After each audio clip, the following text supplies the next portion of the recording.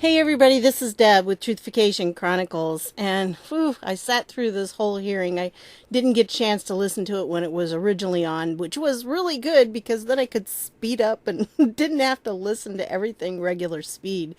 The Democrats are best listened to at double speed. Yeah. And Jerry Nadler was there until they had a recess, like right after the witnesses gave their opening statements. They had a recess, a 5-minute recess, evidently. And then he didn't come back, and the Scanlon lady was the one that took over. So anyway, I just wanted to kind of give you a recap of what happened in case you haven't heard about it. The name of this hearing was Lessons from the Mueller Report Part 3, and then they talked about presidential, let's see, what was it? Constitutional processes for addressing presidential misconduct. That was the full name of it, but it might as well have been, give us reasons and tell everybody why we should impeach Trump. Because that's really what it was. And unfortunately, some of the Republicans were out for something else because I think there was something on immigration at the same time. And so, they have to split their time between committees. And this one, there really was very little reason to be at this one, and more reason probably to be at some of the others. But there was, Louis Gohmert had a good discussion there and asked some good questions, and Matt Gaetz and Jim Jordan did a really good job. I'm going to show you a couple clips. And, so there were some good questions asked. It just that in between then you had all the Democrats, and basically everything that they asked just resulted in the same answer saying, yes, there is a reason you should impeach Trump. I mean, that's really what it came down to. So it was over and over and over again, everything. Except for the one guy, Mr. Johnson from, because there's two Johnsons, and one's a Democrat and one's a Republican. Well, anyway, the Democrat Johnson. And he was upset because there were two different pronunciations for Mueller's name. Some people were calling him Mueller and some were calling him Mueller. And probably, don't know too much German, just a little smattering. But I think probably Mueller is, Mueller, I don't know. Anyway, so he was upset that the Republicans were calling him Mueller, I guess. And he thought maybe it was a conspiracy of some kind. It was like crazy listening to him say it. And he talks really slow. So even at double speed, it was like really slow listening to him.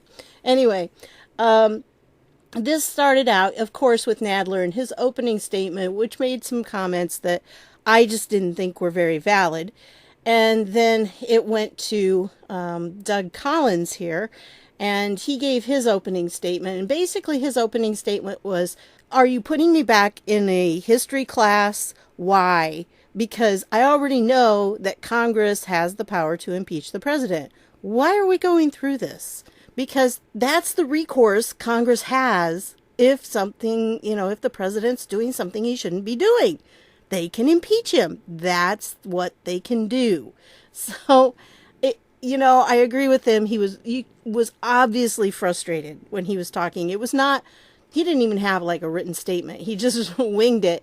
And he was just showing his frustration with how we're going over the same things, which is something that, if you're going to be a member of Congress, you should already know the power that Congress has to do impeachments and all the details on that. So it almost seems very obvious that the Democrats were trying to educate the people who were going to watch this and show them that, yes, they did have reasons to impeach Trump. I really think that was their whole goal in doing this. But anyway, I'm not going to play Collins here because he just got a little upset. But then we went into the statements, and there were 3 different people that they had as witnesses. The first one was a lady, here she is. She was like the head of the American Constitution Society or something like that. And she was definitely a Democrat choice because she was all out ready to impeach Trump today. But Jordan took her down, and I'll show you that in just a minute. Anyway, and then after her was the middle guy, and the middle guy was this one right here. And his name was John Eastman. And he was the Republican choice in this committee, because the other two are Democrats. They were chosen by the Democrats because they're all for impeaching Trump. This guy, though, actually has a brain, and he was using it, and he gave some very interesting comments. So I am going to play one of his comments, is like from his opening statement here, and I want you to listen to it, and then we'll come back and talk more. But before turning to the substance of my remarks and addressing the precise question you've posed, I think it's important to take issue with the underlying assumption of the hearing contained in the full title of this hearing. By tying the question of presidential misconduct to the Mueller report, you imply that the Mueller report identified presidential misconduct that should trigger whatever constitutional processes might be available. As a factual matter, I could not disagree more, for I do not find anything in that report even remotely rising to the level that would trigger the one constitutional path designed to address presidential misconduct, and that's impeachment. I should also note that this is not the first time the Congressional Judiciary Committee has considered this question. In 1998, the Senate Judiciary Committee's Subcommittee on the Constitution held a hearing on impeachment or indictment. I commend the proceedings of that hearing to your attention, particularly the extremely persuasive testimony and submitted scholarly work of Yale law professor Akhil Amar. The conclusion he reached then is the same one I reach now, and it is the same one that has been reached by the Office of Legal Counsel in both Democrat and Republican administrations spanning nearly a half a century.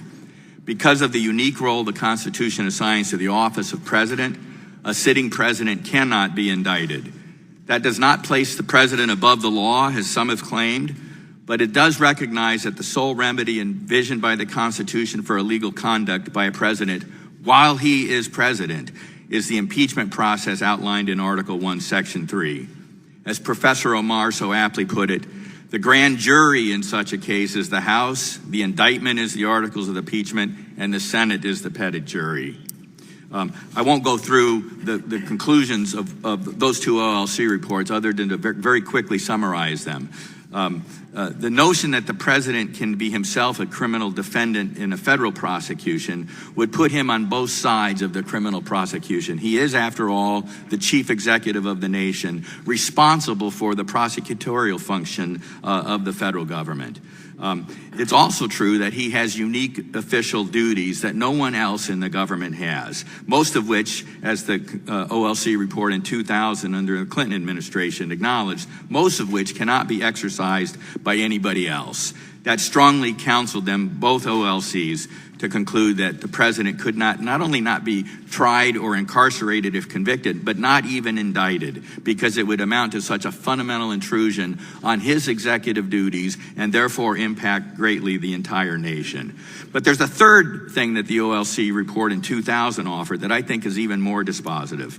The president's role as guardian and executor of the 4-year popular mandate expressed in the most recent balloting for the presidency. To allow a single prosecutor or a single grand jury, regionally drawn in some place in the country, the ability to incapacitate a president who had been chosen through a national election by the people, by the whole people of the United States, is really contrary to our basic system of government. That's why the OLC concluded the decision to terminate the mandate is more fittingly handled by the Congress than by a jury. And I think I want to close by looking at those OLC reports. They focus on the fact that the impeachment process is done by elected members of Congress who are politically accountable. And it's that piece that I want to focus on.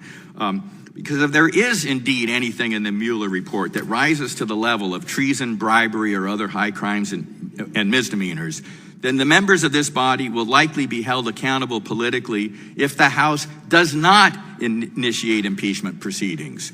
But the flip side of that coin is also true. If, as I believe is clearly the case, nothing identified in the Mueller report remotely rises to that level, then the members of this body who continue to pursue impeachment investigations and even formal impeachment proceedings that manifestly appear to the public to be an attempt to distract the president from the performance of his constitutional duties, or worse, to negate the results of the 2000 election, then they too should be and likely will be held politically accountable. That's why the Constitution assigns this awesome oversight authority to this body, but it comes with the political accountability that flows from that. We can get into the question and answer about the specific instances, but I think that the various instances that are alleged for obstruction of justice or Russia collusion pale in comparison to some of the things we know occurred by the prior administration. And it's that level of comparison that I think the American people will ultimately choose to make as the political accountability for this committee and every member of the House of Representatives as they continue to pursue these things. Thank you for your attention. So I loved it when he said, it pales in comparison to the prior administrations. Yes, it does. Oh, he really nailed it. And this guy, he does a great job throughout. But unfortunately, the only people, and I listened to the whole hearing, okay? The only people that asked him any questions were the Republicans. Not one Democrat asked him anything. Now, for the most part, the Republicans asked him questions, but there were a few times when Republicans asked questions of the other two witnesses. Not a lot, but a few times at least. But oh no, the Democrats didn't even dare to ask this guy one little question because he would have nailed him. I mean, he knew his stuff and he really put it out there. So I liked him. And then we went on to... I'm looking to see. Oh, yeah. Then they had the little thing where they all went out for recess. I don't know if they had a vote in one of the other committees or something. That's usually what happens when they have a recess like that. But yeah, Jerry Nadler called it and then he didn't come back. So I don't know. Maybe he wasn't feeling good or something. I don't know. Okay, so the next person to ask him some questions was Gates. I'm not going to play the whole thing, but there was this one little clip near the end that I really want to play for you. So... here we go. You made mention of the president's unique powers and how they interface with an analysis of proper versus improper conduct. And you also make reference to the dealing with Director Comey. Is there anything you'd like to add on that front? Well,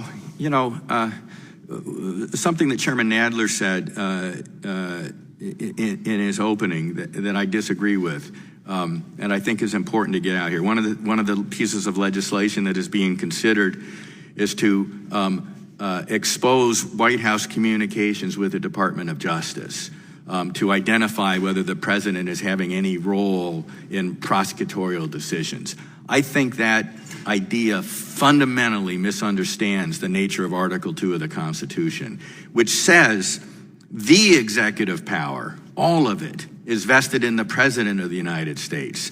The Attorney General in its prosecutorial functions at the Department of Justice holds that power derivatively from the President.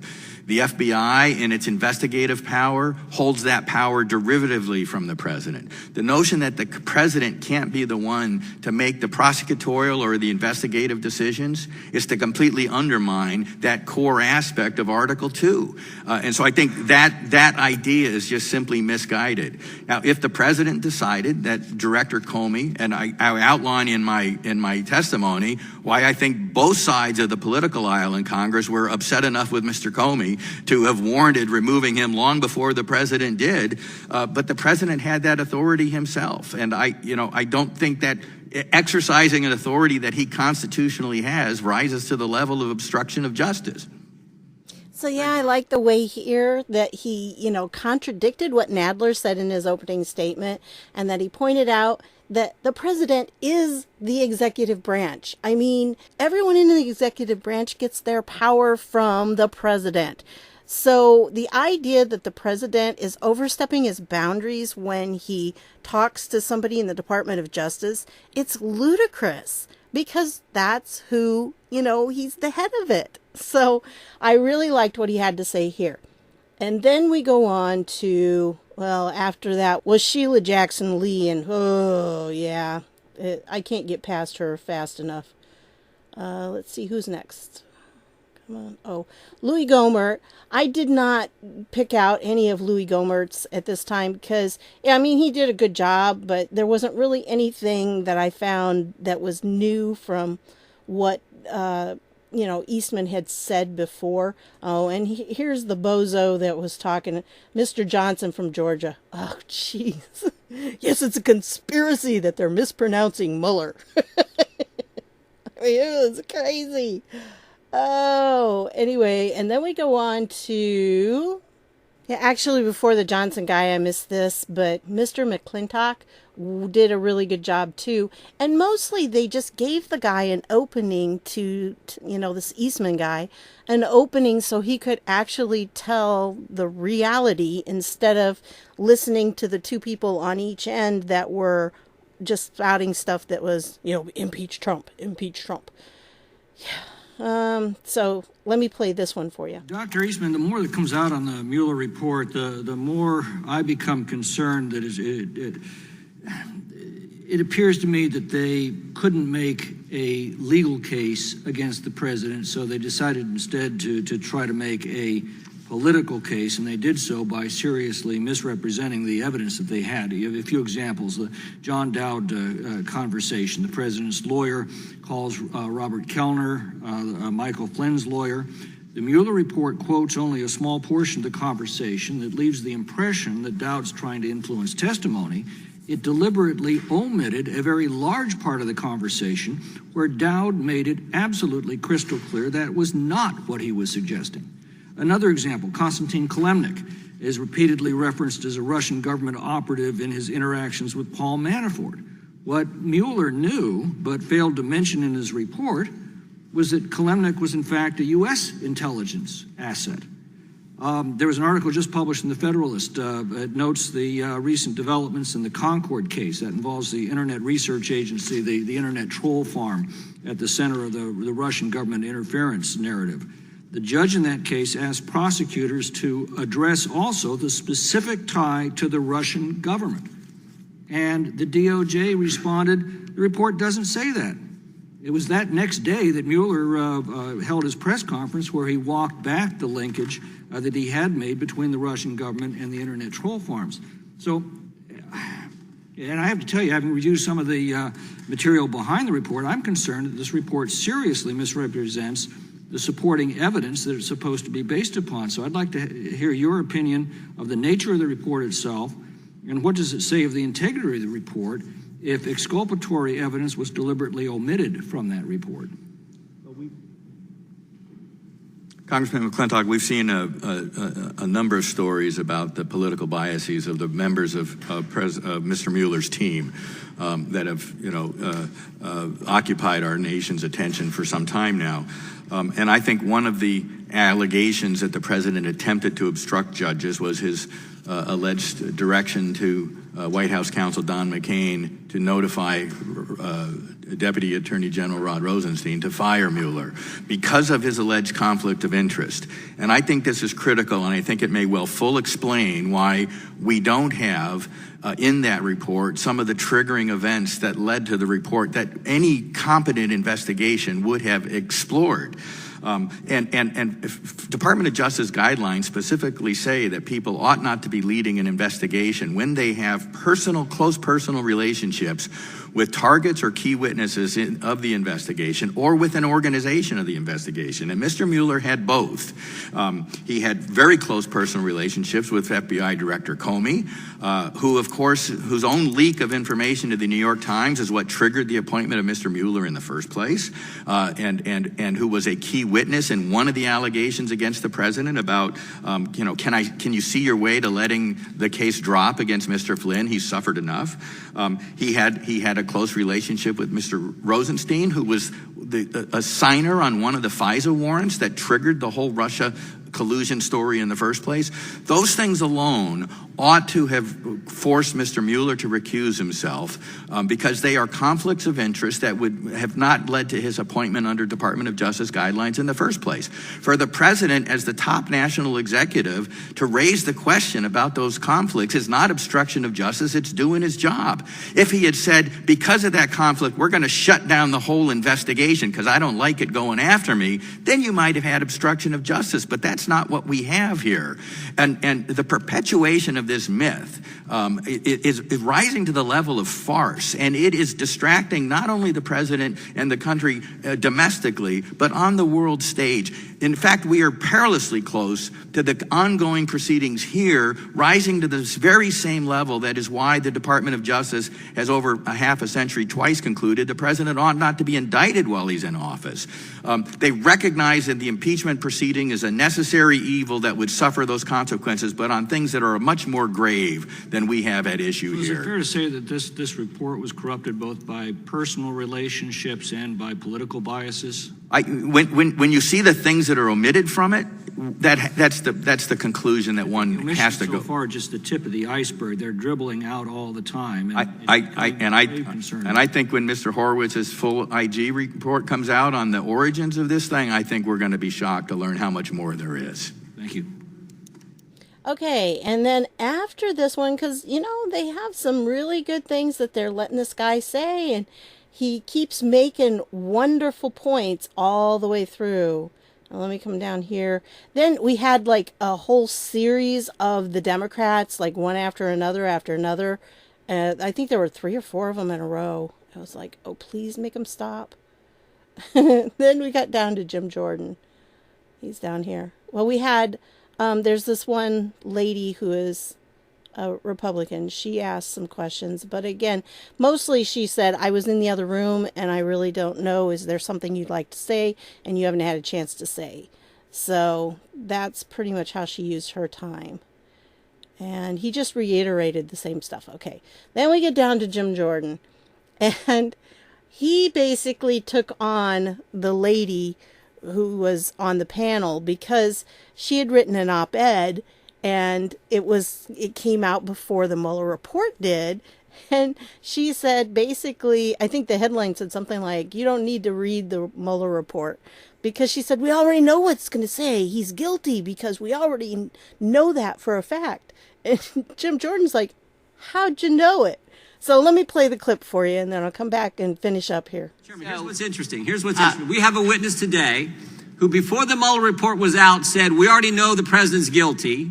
Before Bill Barr issued his first statement on the report, says, we already know he's guilty. That same day that she said those things, she writes an op-ed piece saying, don't read the Mueller report, because if you do, you'll find out what she claimed is absolutely not true. I would actually, and she's an expert witness. Once again, would recommend that you actually read the piece so that you can see what I read your piece. I read the whole darn apparently thing. not, because it does I say did just that a few minutes ago, because I remember the exchange we had a few months ago, right after Bill Barr had sent his March 24th letter, and we had a little discussion about this same fact. I can't believe the Democrats invited you back. He nailed her, didn't he? Oh, he really did a good job. And, she kept coming back with their same talking points. I mean, they all have these talking points. Well, don't read the Mueller report, but read the Mueller report. But, whatever, don't really listen to what it says. Don't pay attention to the actual text of it, because we just know that Trump is guilty. I mean, this is really what he was saying. How can you say he's guilty when the report hadn't come out yet? You already made up your mind. And that's not how our justice system is supposed to work. You're supposed to be innocent until proven guilty. And that's what Jordan was pointing out. Anyway, so there you go. That's really a summary of what happened. And it served no purpose. This whole hearing really served no purpose whatsoever. And I have no idea where Nadler went. He went somewhere. You gotta wonder what he was doing when this was all going on, because he knew there was nothing new going to come out here.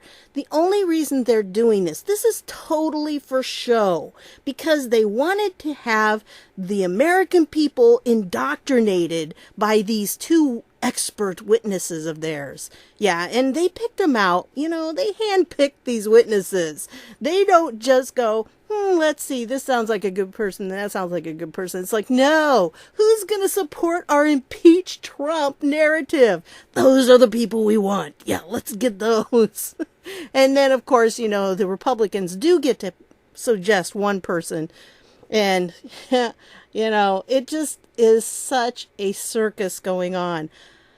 Is there anything really happening in our country that they should be doing legislation to address? Well, I can think of one thing. The border crisis. It'd be nice if they'd do some legislation and take care of things instead of saying that, the people are drinking water out of a toilet. Okay, I came across this guy's channel the other day, and it's really worth watching because he just lays things out really plainly. He used to be a Democrat, I'm pretty sure, and he walked away. So, I haven't seen a lot of them, but I've seen some. And I will put the link down below, but I wanted to show you what he's talking about here because he talks about the toilets that, AOC said they were drinking out of. But this is what it is. Well, they're not drinking out of the toilet. They're drinking out of the faucet up here, which is potable water, which means you can drink it. And it even has a sign. I saw one video that one of the agents had done and posted on Twitter. And it had a sign, like right up here, it had a sign that said water and potable. So they could see it, And then once you use that water, then it's gray water, and it goes down here. It's the part of the tank for flushing the toilet. And so then the water is used down here. You don't drink out of down here. You drink out of up here where it's fine and dandy water. The reason they have these in places that are dry and, water is a little harder to come by is because it's very green. It helps economize on the water being used because then none of the water that you're using to wash your hands or brush your teeth or whatever is wasted. It all is in this tank and then they use it to flush the toilet. That's how these types of toilets work. And he goes through, and that's really what he's talking about, how, she needs to be aware of how things work. And this is evidently very common. Now, I live in Indiana where we got plenty of water, and so we don't have to resort to something like this. But people that live in the drier climates need to have things that are going to use water like that. And so he explains it very well and everything. And I just want to give you the link down below so you can go and watch it. And so that's what I've got for you on this video. I hope you enjoyed it, and I hope there was something informative in it. These hearings that they're having, it's just exposing how crazy they have become and how desperate they are.